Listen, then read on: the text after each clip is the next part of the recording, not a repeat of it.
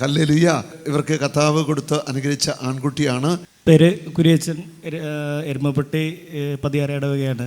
2017 ഞങ്ങൾ കോട്ടയത്ത് ക്രിസ്ത്യൻ ധ്യാനം കൂടുന്നത്. ഏകദേശം ഈ ടൈം തന്നെയാണ്. ഓഗസ്റ്റ് മാസത്തിലായിരുന്നു എൻ്റെ ഓർമ്മ. ഓഗസ്റ്റ് അല്ല, ജൂലൈ.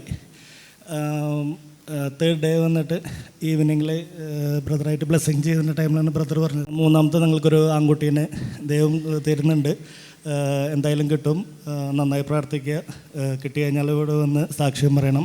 2020 എൻ്റെ ബർത്ത് ഉണ്ടായിരുന്നു. അതിന് ശേഷം ഞങ്ങൾക്ക് സാഹചര്യം ഉണ്ടായിരുന്നില്ല, കോവിഡും കാര്യങ്ങളൊക്കെ അതിന് ശേഷം. അതിനുശേഷം ഇപ്പോഴാണ് ഞങ്ങൾ നാട്ടിലേക്ക് ലീവിന് വന്നത്. ഷാർജയിലാണ് വർക്ക് ചെയ്തുകൊണ്ടിരിക്കുന്നത് പ്രൊജക്ട് മാനേജറായിട്ട്. വൈഫ് അവിടെ ഒരു ഓയിൽ കമ്പനിയിൽ കെമിസ്റ്റായിട്ട്, സീനിയർ കെമിസ്റ്റായിട്ട് വർക്ക് ചെയ്യുന്നു. ഇപ്പോൾ ഇവിടെ ലീവിനെത്തിയപ്പോൾ ബ്രദറിൻ്റെ ധ്യാനം നടക്കണമെന്ന് അറിയാൻ കഴിഞ്ഞു. അപ്പോൾ ഇവിടെ വന്ന് നന്ദി അറിയിക്കുന്നു. വീട് പതിയാരം ഇടവക, എരുമപ്പെട്ടി.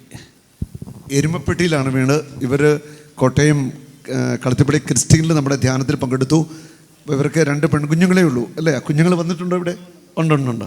അപ്പം ഇങ്ങനെ ഇവർക്ക് വേണ്ടി പ്രാർത്ഥിച്ചു. അന്നേരം കർത്താവ് ഒരു മെസ്സേജ് നൽകി, 3ാമത് ഒരു ആൺകുഞ്ഞിനെ കർത്താവ് കൊടുക്കുന്നു. ഹല്ലേലൂയ.